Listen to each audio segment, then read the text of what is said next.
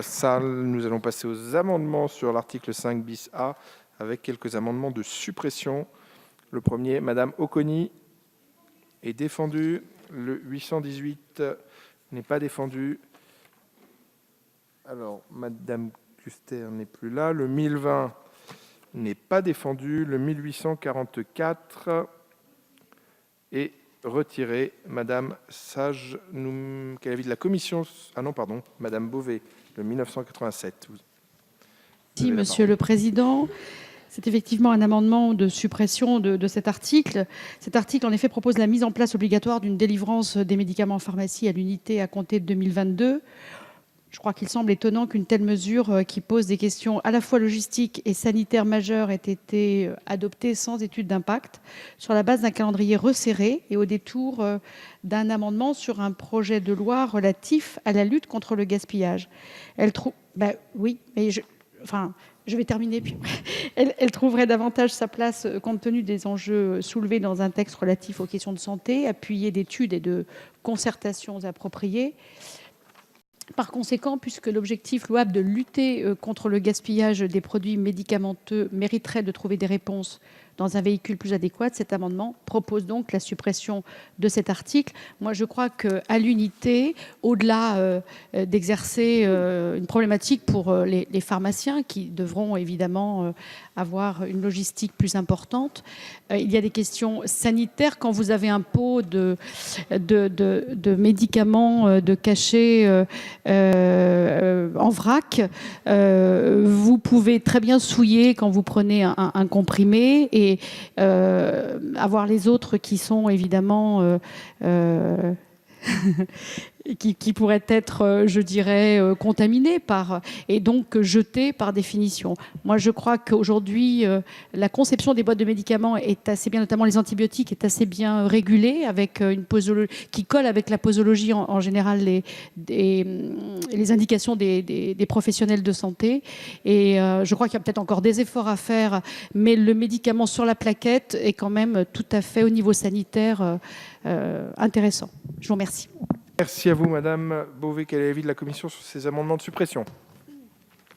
Alors, je vais prendre un peu de temps peut-être sur ces questions du médicament. Je crois que, en tout cas sur la prescription à l'unité, il me semble quand même que ça a tout à fait sa place, en tout cas dans nos discussions dans ce texte de loi.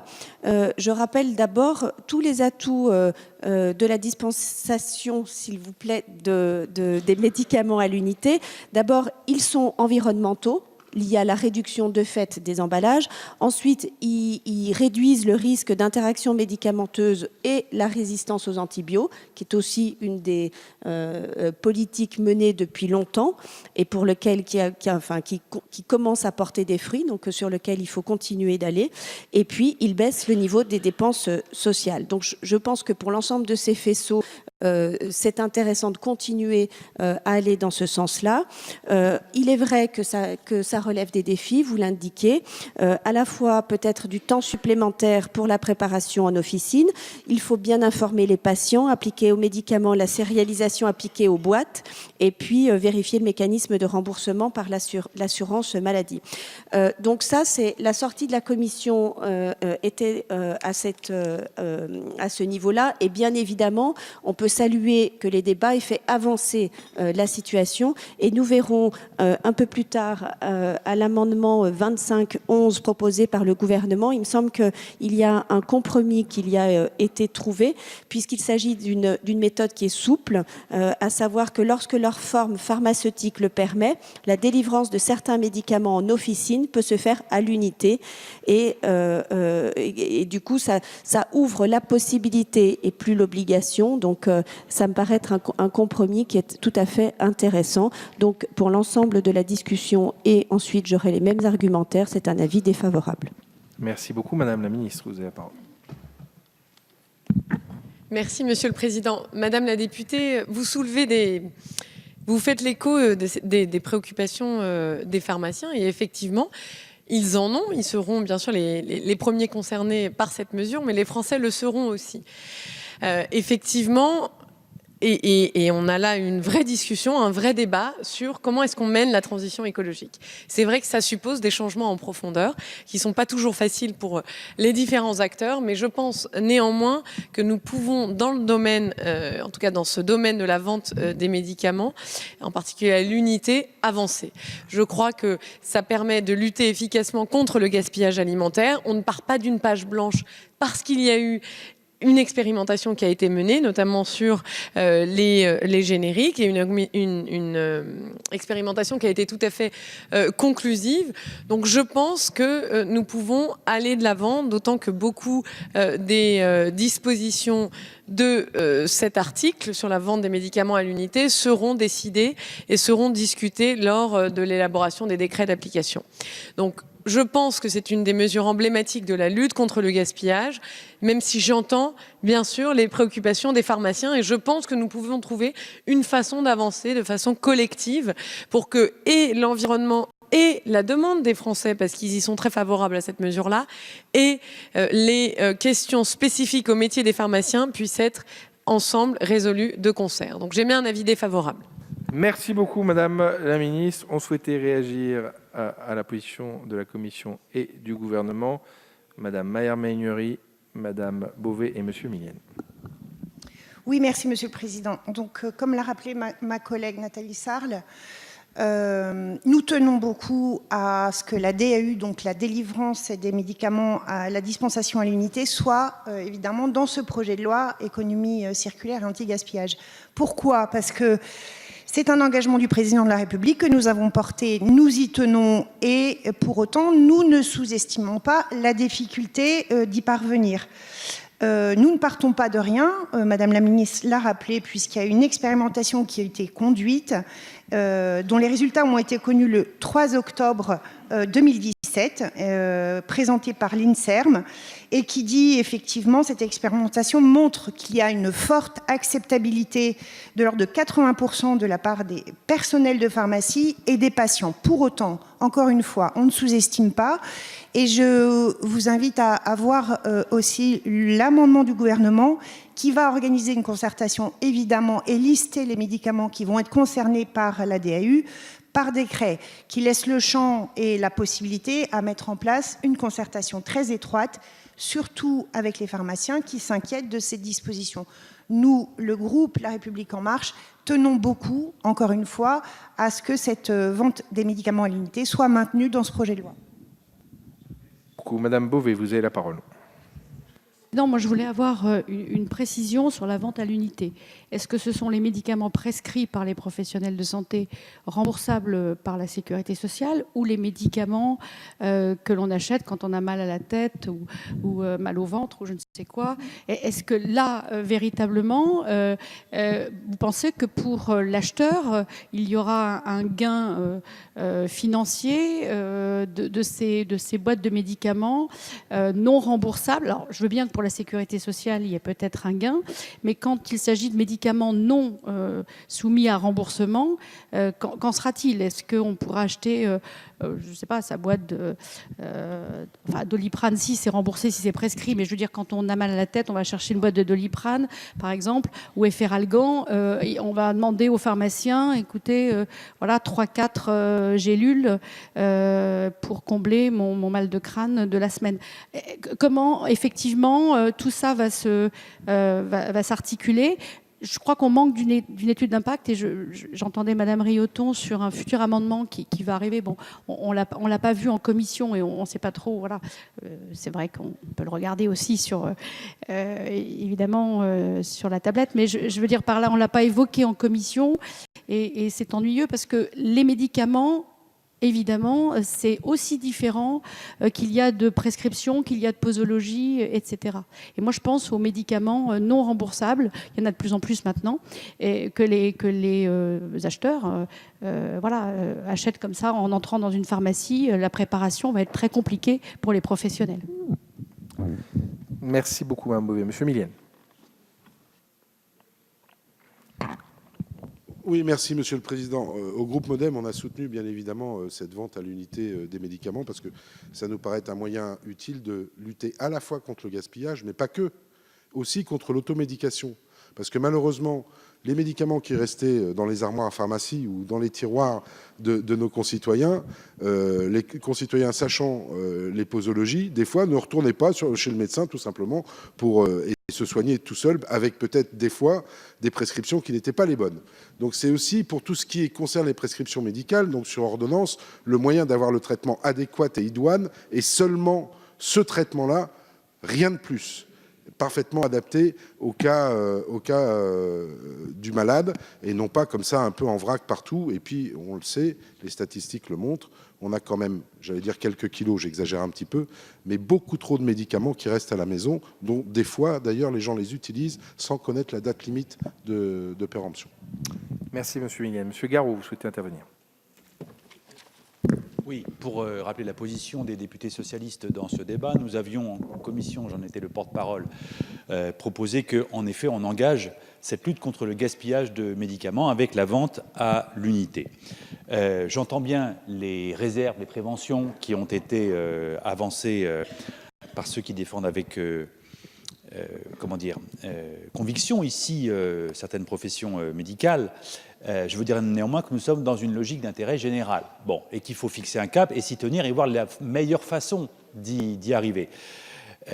J'entends bien, il y aura le gouvernement qui va proposer un amendement permettant d'être sur le même chemin mais avec des modalités un peu différentes. Je veux dire qu'il y a un autre amendement qui va arriver un tout petit peu plus tard, mais je me permets de le défendre maintenant, qui est l'amendement d'une expérimentation dans la suite de celle qui avait été menée en 2014, mais qui était limitée simplement aux antibiotiques. Là, il s'agirait de travailler à l'échelle de certaines CPTS, les communautés professionnelles territoriales de santé. On dit que c'est un dispositif innovant, je le crois profondément. C'est dans la loi santé, ça fait partie des avancées de la loi santé. Eh bien justement, si on est dans l'innovation, faisons en sorte d'expérimenter dans certaines CPTS qui seraient candidates, qui seraient volontaires, la possibilité de délivrer des médicaments à l'unité avec des pharmaciens qui seraient partie prenante. Et je pense qu'au terme de cette expérimentation, on aura un tableau extrêmement clair des possibilités, des limites ou des difficultés, et on pourrait ensuite généraliser à l'échelle du territoire national. Une autre méthode tout aussi pragmatique, vous aurez le choix. Merci Monsieur Garot. Madame Autain, vous souhaitez ajouter un mot? Fonctionne ? Oui. Je voudrais apporter mon soutien à cet amendement et à cette logique du médicament à l'unité qui semble être vraiment une réponse au gaspillage terrifiant des médicaments, qui est inquiétant d'un point de vue... Oui ? Si ? Ah, alors excusez-moi, comme je viens seulement d'arriver en hémicycle... alors je me permets de prendre un temps d'avance parce que je regardais l'amendement justement du gouvernement. Donc je me permets de prendre un temps d'avance parce qu'il va y avoir un ensemble d'amendements sur la question. Donc je prends position favorablement au fait qu'on ait... Non, le gouvernement dit peu. Le gouvernement introduit un amendement, celui-là je crois bien l'avoir lu, avoir bien suivi, qui dit qu'on va introduire quelque chose qui permet la délivrance du médicament à l'unité. Mais si j'ai bien lu, mais comme je commence dans le débat, pour aujourd'hui, il me semble que la question de savoir si c'est obligatoire ou non est évidemment de nature à changer littéralement la donne. Parce que la possibilité ouverte face à l'industrie pharmaceutique n'est pas une contrainte si forte qu'elle va permettre de changer véritablement le modèle de délivrance des médicaments. Donc c'était dans ce sens que je voulais intervenir, c'est-à-dire vraiment une position forte en faveur de cette délivrance à l'unité qui évidemment suppose des changements de comportement divers et variés pour l'industrie pharmaceutique mais aussi pour les médecins. Donc j'entends bien qu'il y a besoin d'anticiper cette affaire-là, mais on ne s'en sortira pas simplement avec un encouragement et avec un peu, mais plutôt avec des normes légales qui permettent de basculer vers un nouveau système de délivrance des médicaments. Et je fais donc maintenant désormais très attention de lever la main correctement en fonction des amendements dans un sens et dans l'autre. Merci beaucoup, a fortiori si vous soutenez la position du gouvernement, Madame Autain. Monsieur Vulfranc. Bien, merci Monsieur le Président. Juste quelques mots pour dire que le groupe communiste n'est pas opposé à cette délivrance du médicament à l'unité. Nous attirerons néanmoins l'attention par un amendement sur les conditions de prix de la délivrance dudit médicament à l'unité par rapport au prix d'un médicament délivré par lot, et nous vous proposerons un amendement de nature à garantir l'égalité de prix en la circonstance si le médicament est délivré à l'unité. J'ose espérer, Madame la rapporteure et Madame la ministre, que cette garantie eh bien, ira y compris dans le sens de la protection de l'intérêt du consommateur. Merci beaucoup. Alors, Madame la ministre, Madame la rapporteure, ensuite vous souhaiterez faire une petite précision et ensuite on procédera au vote. Madame la ministre, vous avez la parole. Merci, Monsieur le Président. Très rapidement, parce que tous les groupes se sont exprimés, moi je voudrais d'abord juste rappeler un chiffre. Il y a 1,5 kg par an de médicaments par an et par Français de médicaments qui est jeté. C'est ça la réalité. Maintenant, une fois qu'on a dit ça, et je crois qu'on est tous d'accord sur le constat, et je voudrais encore saluer l'engagement de tous les groupes politiques de cet hémicycle en faveur de cette mesure, qui est un engagement du président de la République. Maintenant, vous avez tous aussi soulevé des questions qui sont parfaitement légitimes, qui sont importantes à tous les niveaux. Il y a déjà, encore une fois, je le rappelle, nous ne partons pas d'une page blanche, il y a déjà une étude, une expérimentation qui a été menée. Maintenant, et c'est tout l'objet, et c'est aussi pour ça que, le gouvernement a rédigé l'amendement dans ce sens-là, nous devons travailler ensemble dans le cadre de l'élaboration des décrets d'application pour apporter des réponses très concrètes, très pragmatiques à toutes les interrogations légitimes que vous avez soulevées. Et c'est ce que nous allons faire en concertation avec les différentes parties prenantes de façon à avancer. Mais il y a, et cette vente de médicaments à l'unité a été déjà non seulement expérimentée, mais est déjà très commune dans des pays outre-Manche ou ailleurs à l'étranger. C'est tout à fait satisfaisant. Maintenant, la situation française est spécifique, il est vrai, et c'est pour ça que nous allons y travailler dans le cadre des décrets d'application. Mais soyez certains que le gouvernement est pleinement engagé pour avancer plus loin encore sur la vente des médicaments à l'unité. Encore une fois, c'est un engagement du président de la République. Les députés La République En Marche sont particulièrement mobilisés sur cette question-là, et c'est eux d'ailleurs qui ont souhaité l'introduire dans le texte, et je leur rends hommage, de même que le soutien de l'ensemble des groupes politiques. Madame la rapporteure, vous avez la parole. Merci, Monsieur le Président. C'est juste une précision. Tout à l'heure, j'ai indiqué que l'amendement du gouvernement était en 2511 et je voudrais dire à l'Assemblée que c'est le numéro 2549, si vous voulez regarder. Merci. Merci beaucoup. Nous allons maintenant pouvoir procéder au vote sur ces amendements de suppression qui ont reçu un avis défavorable de la Commission et du gouvernement. Qui est pour, qui est contre? Ils ne sont pas adoptés. Nous abordons la discussion commune suivante par des amendements identiques, le 769. Madame Oconi.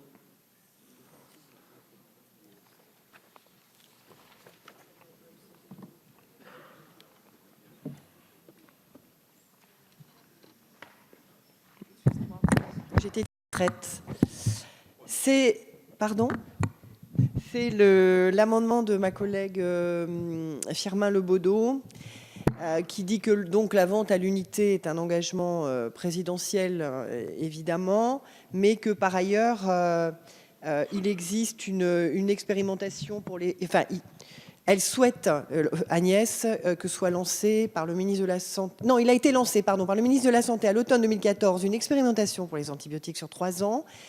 Les résultats de l'expérimentation de la dispensation à l'unité des antibiotiques ont été présentés par l'Institut national de la santé et de la recherche médicale. Et en conséquence, cet amendement vise à regarder l'expérimentation et à aller plus loin sur cet aspect-là. Je vous remercie. L'amendement 822 identique n'est pas défendu. Le 1920 identique n'est pas davantage défendu. Quel est l'avis? Non, pas du tout, puisque nous avons l'amendement du gouvernement dans cette discussion commune, le 2549. Madame la ministre.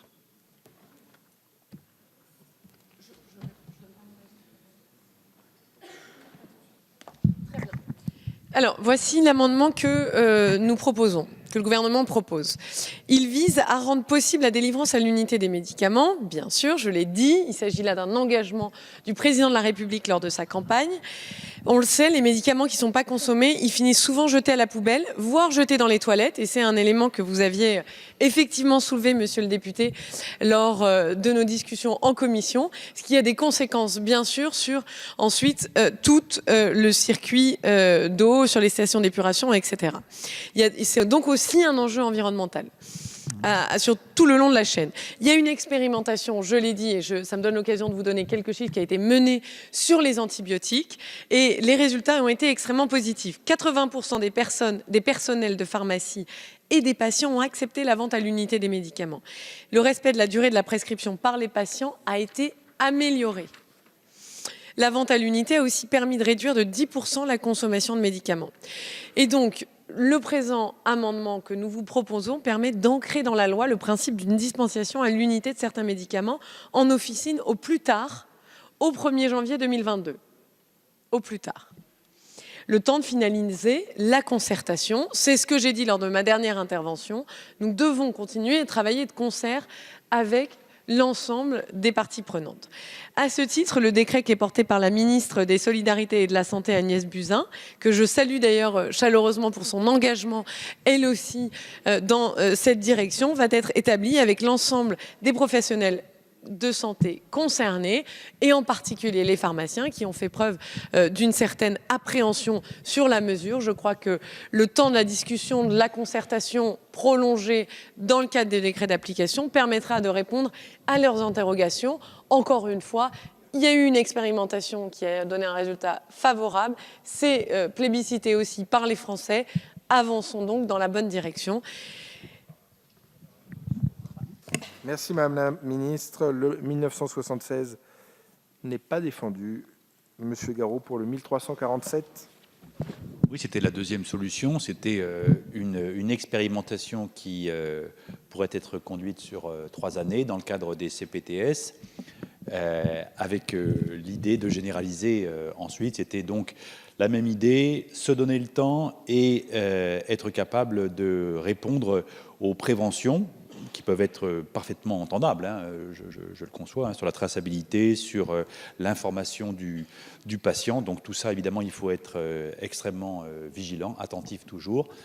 Voilà, donc je vous propose cette expérimentation, mais je reconnais que la proposition du gouvernement a aussi sa légitimité. Les deux sont utiles. Merci beaucoup, Monsieur Garot. Quel est l'avis de la Commission sur l'ensemble de la discussion commune ? Alors sur l'ensemble de la discussion, eh bien c'est une demande de retrait des amendements, comme j'ai pu l'indiquer tout à l'heure, en faveur de l'amendement 2549 du gouvernement, qui a un avis favorable. Merci beaucoup, Madame la Ministre. Sur les autres amendements que le vôtre, vous y êtes donc défavorable. Je propose le retrait, sinon avis défavorable. Et bien évidemment, je crois que j'ai défendu l'amendement du gouvernement. Madame Sarle, vous avez la parole. Oui, Monsieur le Président, écoutez, moi je voudrais saluer ici le travail qui a été fait de façon commune entre les différents ministères, puis également avec l'ensemble des députés. Je crois qu'on arrive ici à une rédaction qui est consensuelle, qui permet vraiment d'ouvrir une porte, et je crois que c'est ce qui est important. On ouvre une porte, c'est une première étape. Il faudra bien sûr aller plus loin dans les années qui viennent, avec une échéance qui est quand même relativement proche. Donc je vous remercie, Madame la Ministre, aussi pour tout le travail qui a été fait avec le ministère de la Santé. Donc nous soutiendrons bien sûr cet amendement. Merci beaucoup. Madame Beauvais. Juste un mot, si vous me le permettez, je voulais, Madame la Ministre, que l'accent soit mis quand même sur la traçabilité.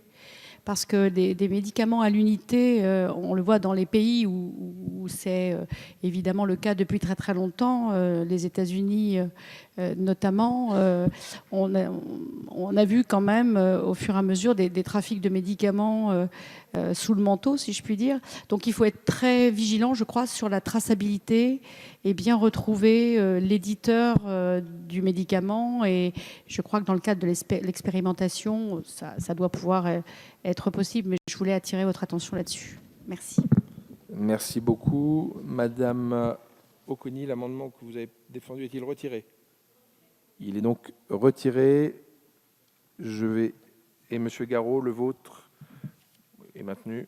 Je vais donc mettre aux voix l'amendement du gouvernement 2549 qui a reçu un avis favorable de la commission, qui est pour, qui est contre.